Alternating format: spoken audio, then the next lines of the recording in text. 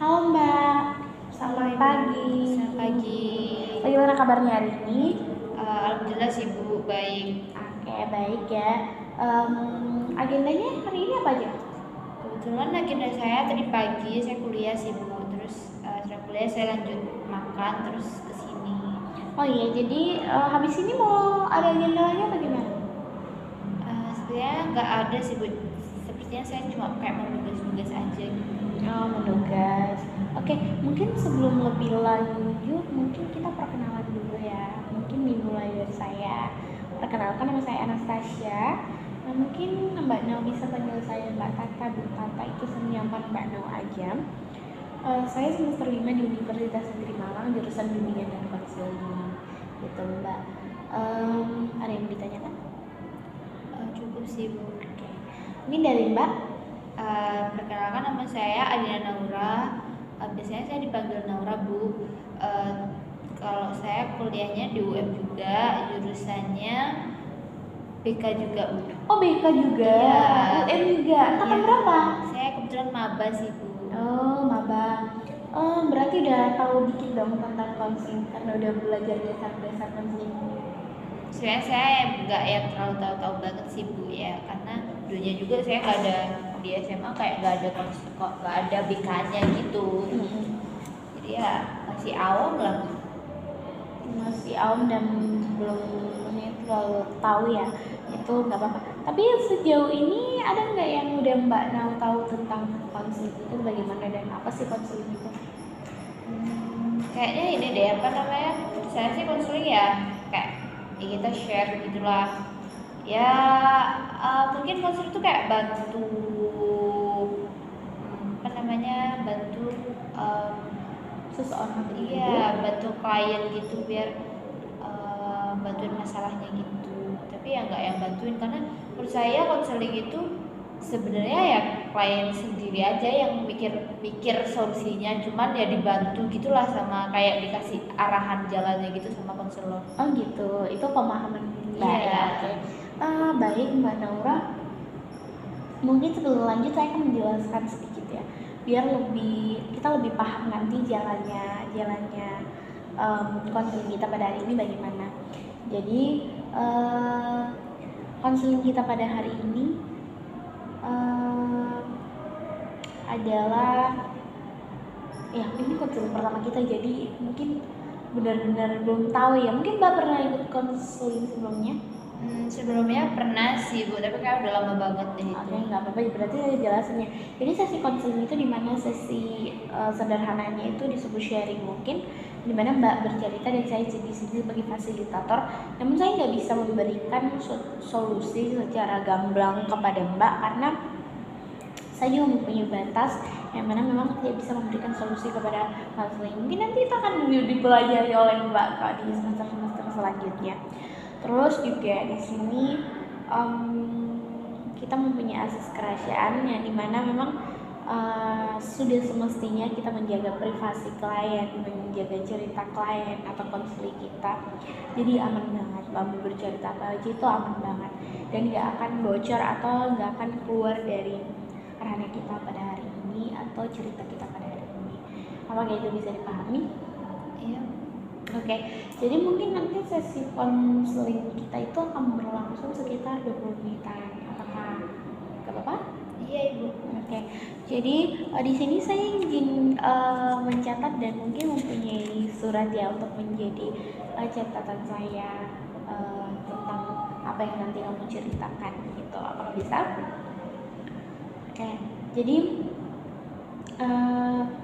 saya mau bertanya dulu nih kepada Mbak Naura,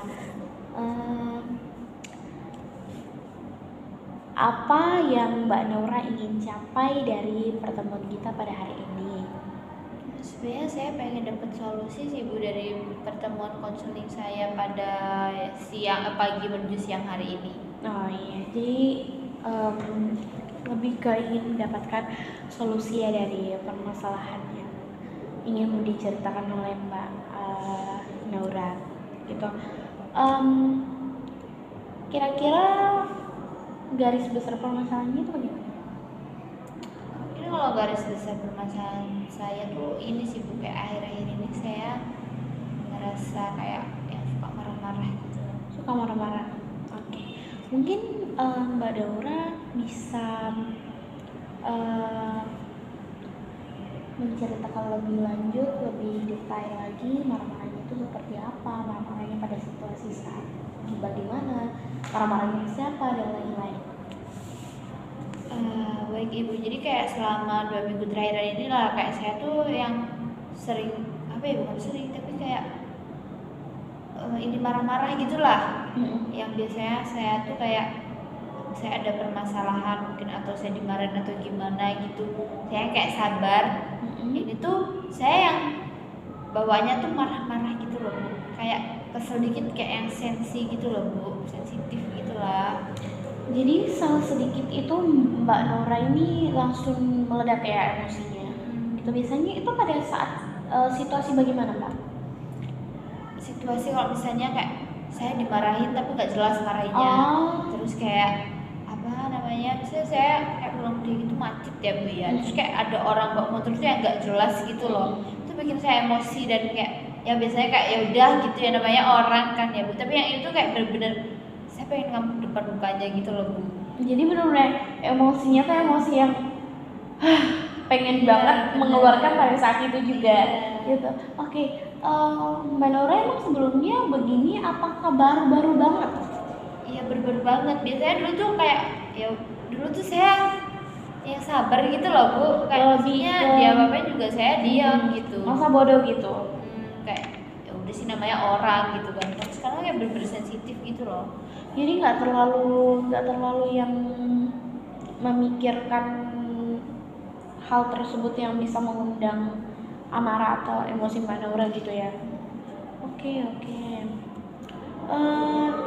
Mbak Nora ini misalnya kan tadi di tempat macet, di tempat mungkin kalau Mbak Nora ini dimarah terus alasannya itu nggak jelas, itu yang buat Mbak Nora kesel gitu, jadi bawahannya pengen marah dan meledak-meledak. Nah misalnya Mbak Nora ini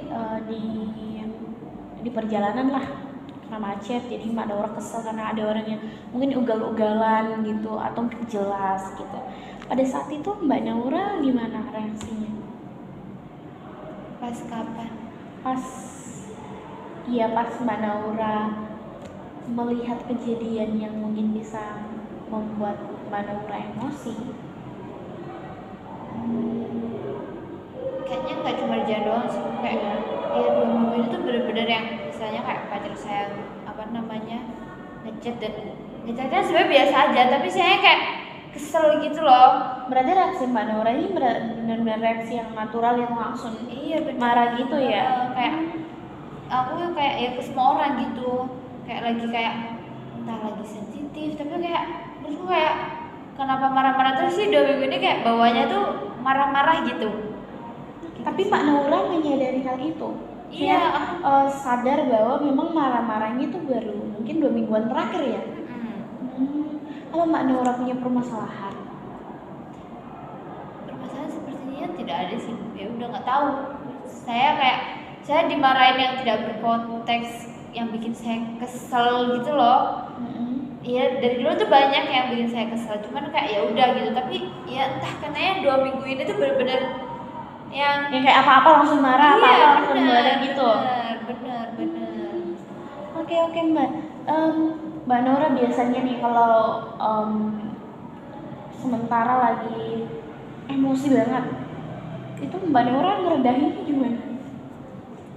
Ini sih Bu, paling kayak saya diam. Itu cara Mbak Nora untuk meredakan, mungkin langsung diam pada saat emosi, atau Mbak Nora udah mengeluarkan nih, udah marah-marah terus Mbak Nora diam, atau diam pada saat memang emosi. Misalnya nih saya membuat Mbak Nora kesel, Mbak Nora marah-marah habis itu diam, atau Mbak Nora diam aja?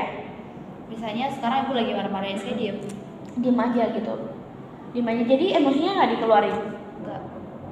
Jadi pada waktu apa aja nih kalau emosinya meledak gitu? Nah setelah itu tuh mesti saya meledak-ledak tuh.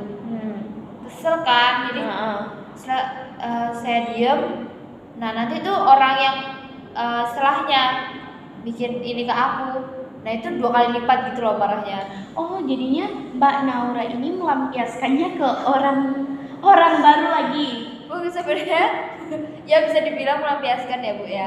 Cuman kalau misalnya orang itu gak bikin kesel ya gak marah. Cuman kalau misalnya dia bikin kesel nih, terus sebelumnya aku udah bikin kesel, terus marah aku tuh 2 kali lipat gitu loh Bu.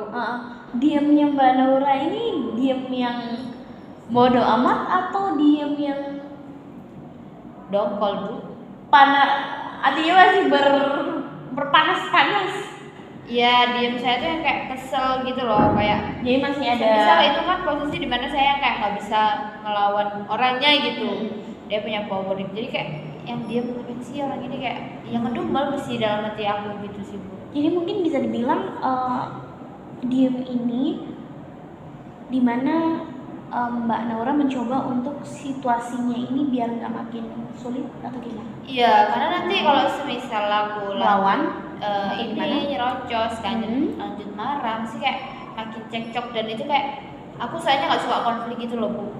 Kayak aku semisal orang ini marah ke aku nggak bikin salah, ya udah aku kayak yang diem, yang kayak males ngedebat.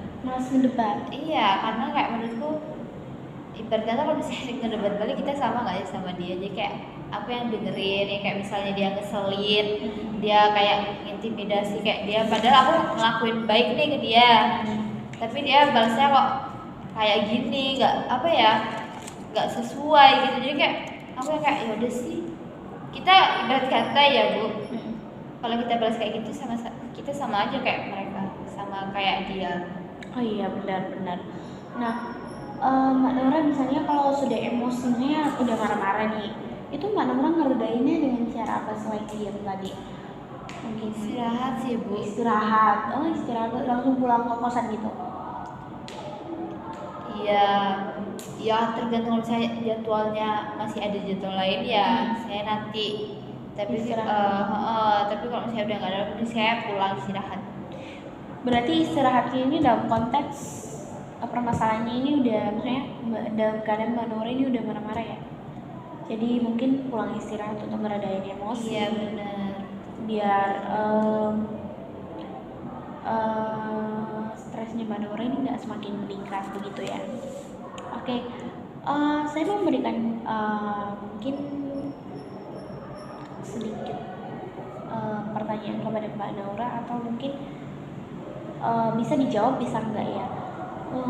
Mbak Naura ini pernah mengelola nggak emosi Mbak Naura? Mbak Naura pernah mencoba nggak untuk nggak emosi gitu?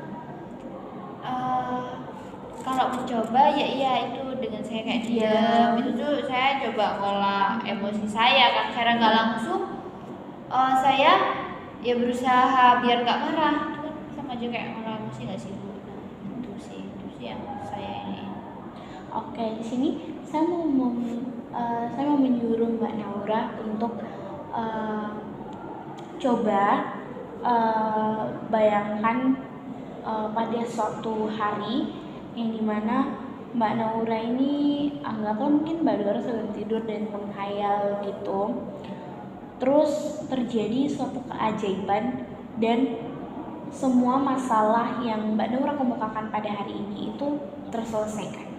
Nah, bagaimana kamu tahu bahwa masalahmu terpecahkan? Coba dibayangkan.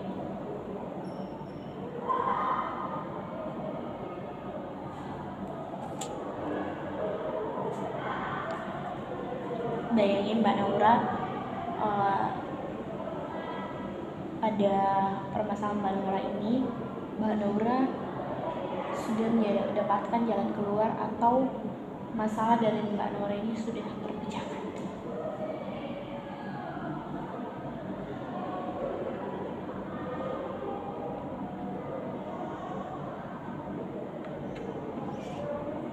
Udah? Nah, pertanyaan saya di sini, apa yang kamu lakukan yang menunjukkan bahwa masalah kamu ini sudah selesai? Gimana bisa diulang? Sederhananya itu, kan kamu sudah membayangkan permasalahan kamu selesai nih. Nah, apa yang kamu lakukan saat itu yang menunjukkan bahwa masalahmu sudah selesai? Atau apa yang kamu lakukan pada hayalan kamu itu sehingga masalah kamu ini selesai?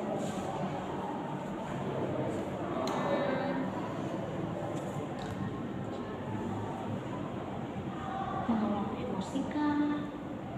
Gimana? Iya jelas ini sih ngolah emosi sih Bu. Kamu mengelola emosinya dengan cara apa?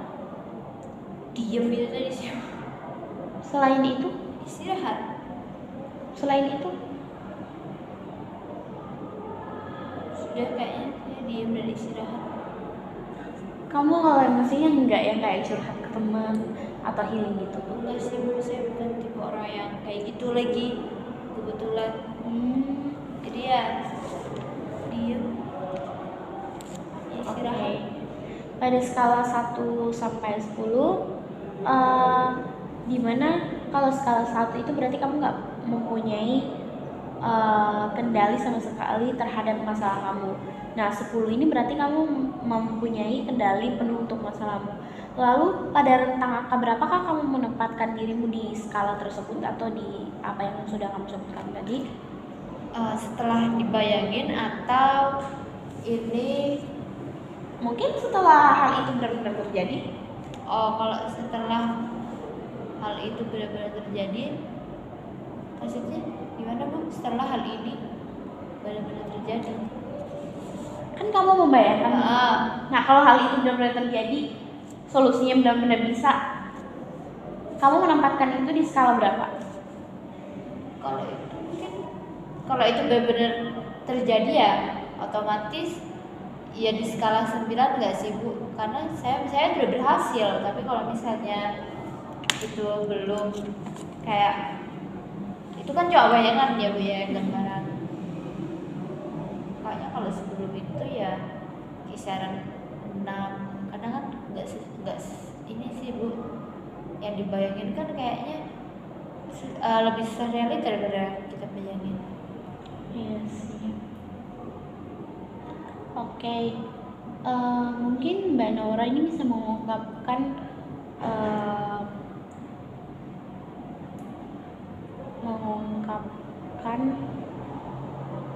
maaf itu salah. Jadi dari mungkin dari solusi dari ini tadi mungkin dengan cara diam dan istirahat ya. Tapi nanti kita akan membahas di pertemuan selanjutnya sih. Nanti akan ada pertemuan selanjutnya di mana kita akan mengulik lebih dalam lagi